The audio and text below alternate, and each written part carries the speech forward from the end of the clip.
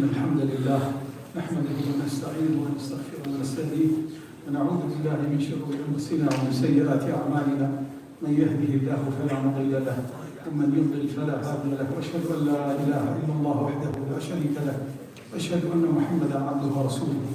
I just want to say I miss you. May Allah bless you all. I moved into Apex sometime, and so I pray in Apex Mosque. So it's about 5 minutes away from my home. This masjid is a little bit far, so I don't see you as much. And next week I'm going to go to Canada, inshallah ta'ala, so Ramadan I will not be here. Also forgive me. May Allah bless you all. There is something wrong with the mic. The mic has been depressed. Is that okay? Am I good? I said I'm good. Inshallah ta'ala, we have a small reminder, if you would, a small class for you today. اليوم إن شاء الله تعالى نتكلم عن تحديات أو أعداء الإنسان الذي يحتاج إلى مقاومتهم وصدهم. Today we're going to talk about some of the negative forces or the challenges that faces humans, which he needs to deflect, to stop, to defeat, or to prevent.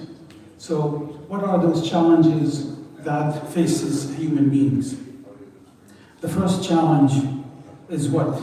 هي عداوة الشيطان للإنسان. The first challenge is the animosity of shaitan toward human being. As Allah subhanahu wa ta'ala يقول إن الشيطان لكم عدو فاتخذوه عدوا.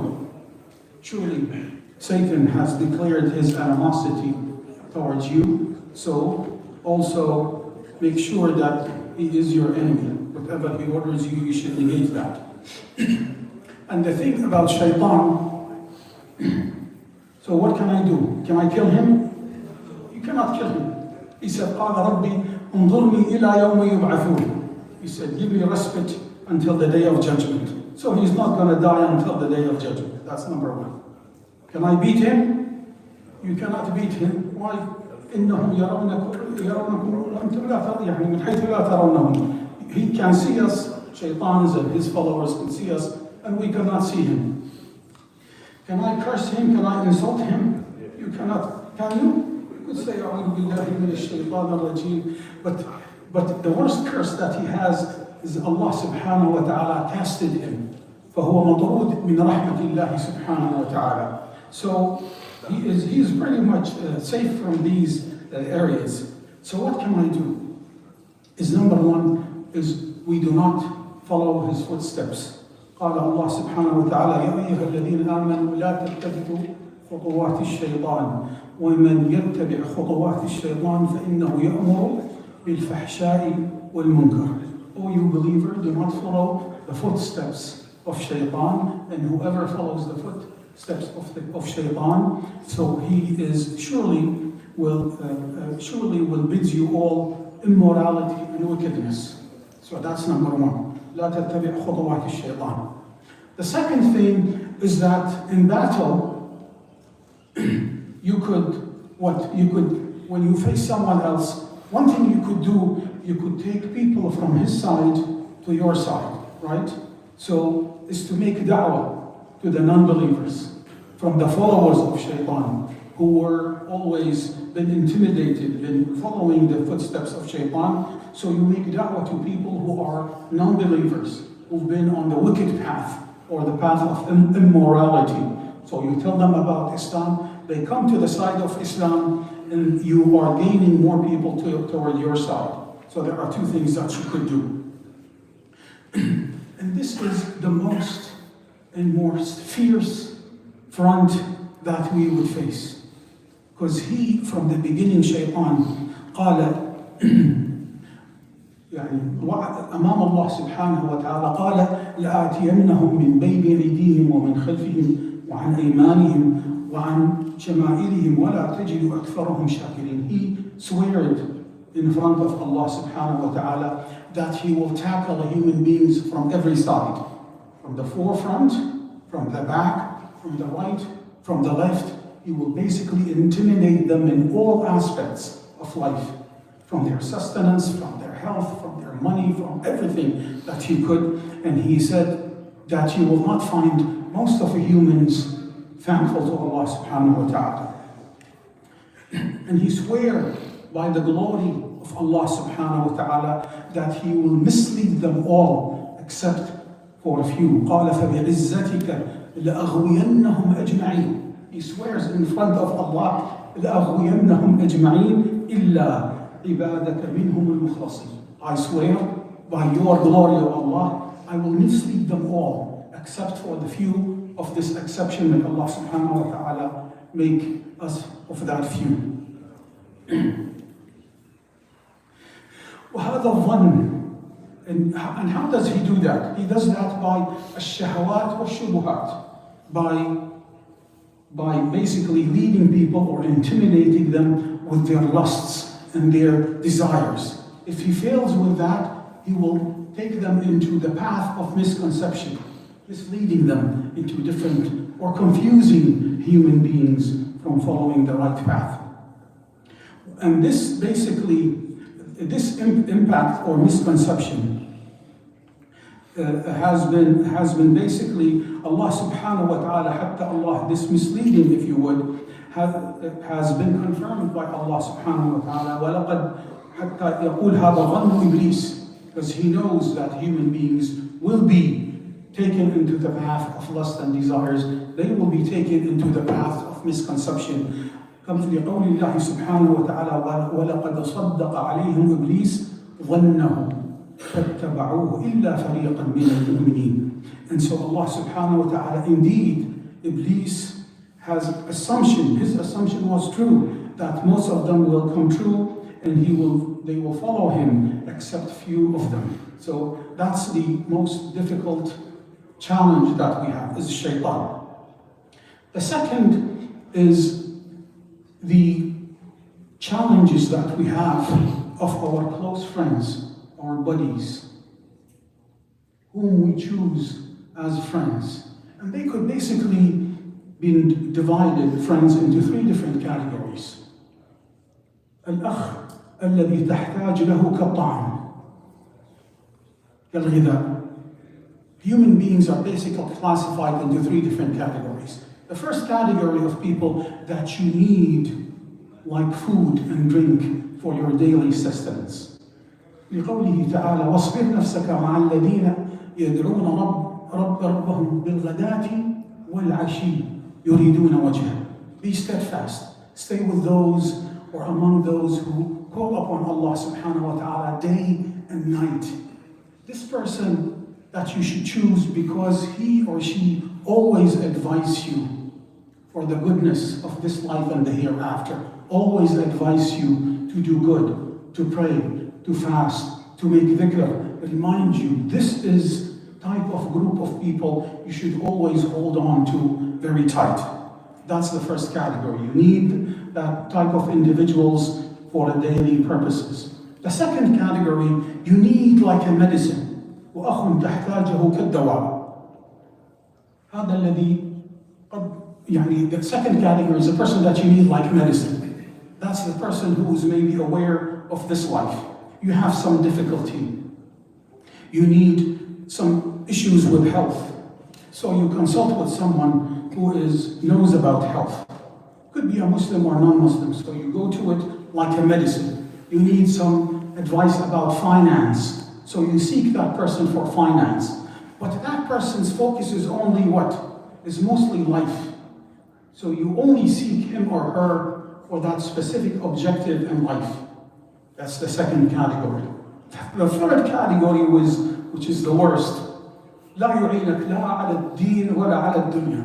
ما في فايدة. يضيع لك وقتك. The third category is a person that is useless. He does not help you for the goodness of the hereafter nor the goodness of this life. He is basically wastes your time. That group of individuals you need to stay away from, because it's basically wastes your time, which is your most valuable commodity ever. Because you could invest in it, at least in dunya, I'll build me something good, I'll buy me something good, or the hereafter, I invest that time to get me a permanent place, a very nice place in the hereafter. So invest good in this time. Time is your most valuable assets ever. Allah subhanahu wa ta'ala يقول الأخلاء يومئذ بعضهم لبعض عدو إلا المتقين. إلا المتقين. The buddies, the friends, the close friends are enemies in the hereafter. Only one exception. Those who have piety of Allah, they remind each other to do good. That's the only category. ويقول الله سبحانه وتعالى يوم يعض الظالم على يديه يقول يا ليتني اتخذت مع الرسول سبيلا يا ويلتى ليتني لم اتخذ فلانا خليلا ويسميه. On that day, that human being, he says, I wish I have taken the Prophet Muhammad sallallahu alayhi wa sallam. These are the wrongdoers. I had followed the messenger. I wish I have not followed the specific person who basically misled me to the straight path. العداوة الثالثة هي عداوة الإنسان لنفسه. The third category is a person basically his own nafs, his own soul could be his enemy. قال والنفس لأمارة بالسوء إلا ما رحم ربي. فالنفس هذه دائما تأمرك بالسوء وكيف تحملها على الخير. فهي تطفف. النفس دائما تحب تطفف. كيف تطفف؟ تأخذ كل حقوقها وما تعطي حقوق الآخرين. The third category is your own soul. A human being is basically defrauds his own self, shortchanges, cheats his own self, scans his own self or scans others. You scam others. How do you scam others? You, for instance, want to get paid fully for the 8 hours of the day, however you only work 4. What happens? In the day of judgment, that person says, okay, we'll take it from where? I cannot pay him back, man. Yeah, you paid me for 8 hours, but I worked only 4. You're going to have to pay. You don't have money to pay him back. What are you going to pay with? You're going to pay from deeds. And deeds take you where? If you don't have enough deeds to enter paradise, you're going to go where? You're going to get to hellfire. That's one. Or you could scam your own self by wasting your time, or not seeking high categories, or not doing great things. Very good example, Umar ibn al-Khattab one time was delivering Jum'ah. And we know Jum'ah, when you enter, the first person who enters, his deeds would be recorded in a book. Who enters the first hour after Shuruq will be as if he has given away a camel, then a cow, then a goat, then a chicken, and then an egg. The last hour, basically, all of us probably do not even get a chicken. Unless we have an egg, I'm sorry, we don't even get a chicken. But once the Imam stands up, books are closed, and the angels that are stood by the door are what? Are basically listening to the khutbah. And then the mu'adhin called.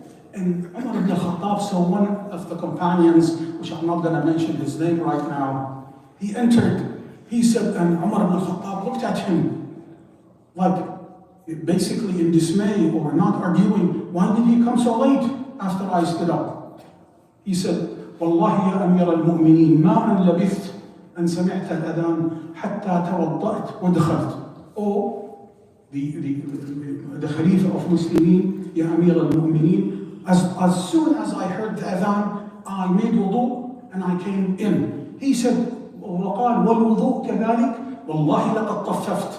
By Allah, and you also made wudu only, meaning you should have done what? You should have made ghusl, that's number 1. Number 2, you should have entered before the call of adhan. لقد طففت. You've shortchanged yourself. You could have done better. So we also scam our own selves by not doing better. The fourth category here, عداوة نعم الله سبحانه وتعالى. We do not, it's ungrateful for what Allah subhanahu wa ta'ala has given us. From Allah subhanahu wa ta'ala has created us. He sustains us. He has favors upon us. He has given us senses and limbs and hearing and vision. Our health, all of those are gifts from Allah subhanahu wa ta'ala that we need to be thankful. And human beings are also from 3 categories. The first category, they don't realize those favors from Allah subhanahu wa ta'ala. and they do not mention them unless they have a sickness or a disease, unless they have cancer, unless they lose the sight, and then they remember, oh ya Allah, I was in these favors from Allah subhanahu wa ta'ala. لقوله تعالى يعرفون نعمة الله ثم ينكرونها وأكثرهم كافرون. They realize the favors of Allah subhanahu wa ta'ala, yet they negate them, and most of them are ungrateful. So that's the first category. They don't recognize it, they don't know it, unless they do what? They lose it. That's the first category. The second category of human beings, they realize it, they know it. However, they are immense, they are basically drowned in it. So he has a lot of money, he has children, he has health, he's always engaged, always building, making money in his shop, in his store, always engaged in it. He is basically, it's from favor from Allah, and he is basically is immersed in it and does not realize that. It occupies him fully and takes him away from his duties and responsibilities toward Allah subhanahu wa ta'ala. That's the second category. لقوله سيقول لك المخلفون من الأعراب شغلتنا أموالنا وأهلنا فاستغفر لنا. They are basically, they basically would say, do not, so they would say that our money, our children has basically occupied us. O Prophet Muhammad sallallahu alayhi wa sallam, make istighfar for us. يا أيها الذين آمنوا لا تلهكم أموالكم ولا أولادكم عن ذكر الله. So Allah subhanahu wa ta'ala give guidance, O you who believe, let not your wealth and your children to take you away from the remembrance of Allah. That's the second category. The third category, which we hope that we would be among that group, يعرفون من أين أتت نعمة الله ويشكرونها دائما بل يستغلونها في مرضات الله والرقي في الدنيا والآخرة. The third category is human beings know and realize as these bounties are from Allah, they are thankful for it. كالإنسان الذي يشكر الله سبحانه وتعالى على النعم التي أعطاها له فيصلي صلاة الضحى مثلا فيشكر الله سبحانه وتعالى على كل شيء أعطاه الله سبحانه وتعالى. Like a person who is thankful to Allah for every piece of fragment of his body, 360 of those that deserve thankfully to Allah subhanahu wa ta'ala, and he or she prays Salat al-Duha, thanking Allah subhanahu wa ta'ala for everything that he has given him.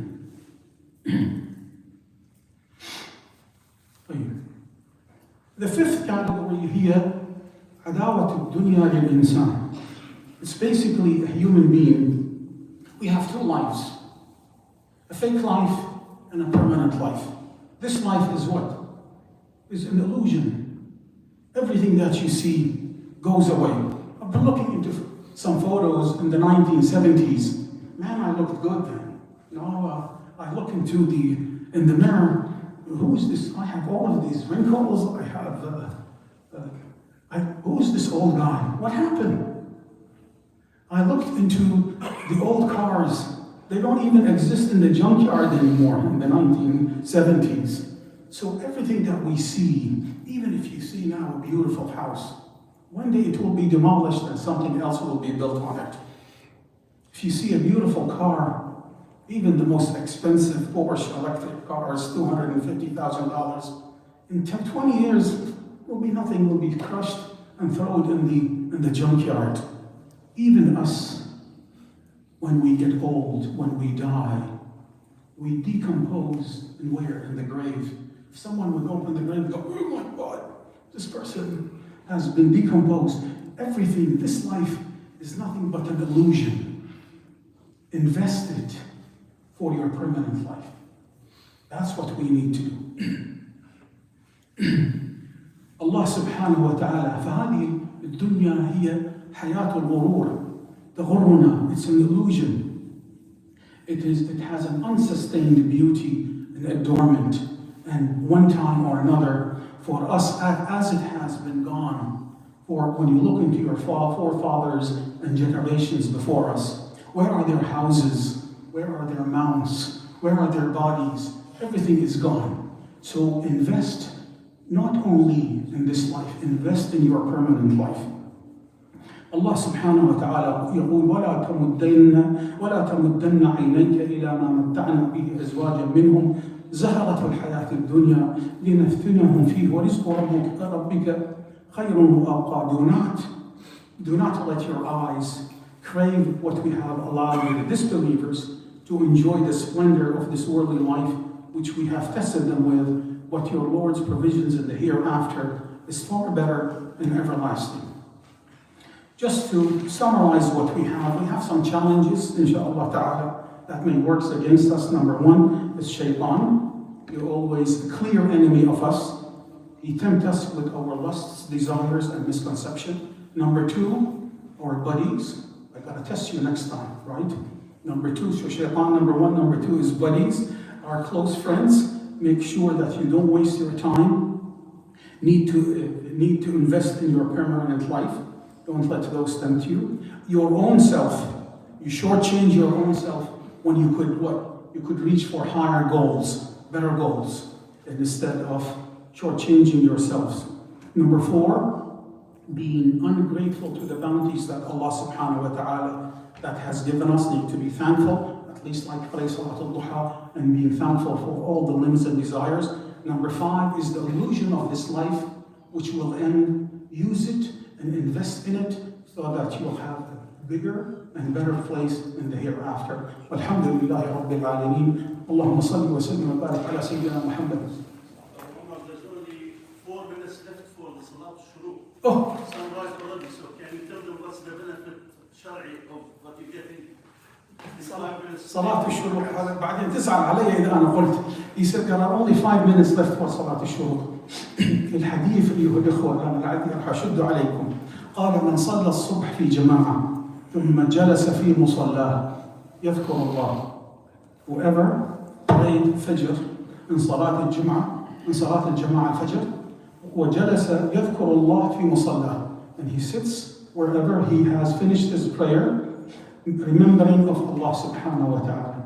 فإذا شرقت الشمس يصلي صلاة الشروق قال له يكون له أجر حج وعمرة تامة لقول النبي صلى الله عليه وسلم. Whoever prayed Fajr in Jama'ah and he sat in his own position, he does not go about and talk about life and do whatever, and he remember Allah subhanahu wa ta'ala until the sun has rises. And there is في وقت الكراهة, there is a time that you are prohibited or discouraged to pray. That is when the sun rises. Because الشيطان يجعل قرنيه بين شروق الشمس.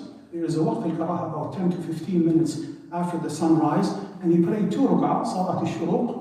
كان له كأجر. He will have a reward equivalent of doing Hajj and Umrah, and the Prophet Muhammad sallallahu alaihi wasallam repeated it 3 times. تامة complete. So that's the best, easiest Hajj and Umrah inshallah ta'ala. Specifically in Ramadan, we'll have it multiplied. So we could sit where we are, finish our juzuk for the day, read Quran, and then after that make Adhkar al-Sabah, and then we wait until the sun rises and we'll pray 2 rak'ah inshallah ta'ala. وجزاكم الله خير الجزاء. ذكرتيه 3 minutes. 3 minutes? He said 3 minutes. Yeah. حماكم الله وبارك الله فيكم. كثر من أمثالكم. والله I'm going to miss you. I'm going to go inshallah ta'ala to Calgary, so may Allah subhanahu wa ta'ala reward you all. I'm going to pray Ramadan there. The boss required me to go there, so you know who the boss is.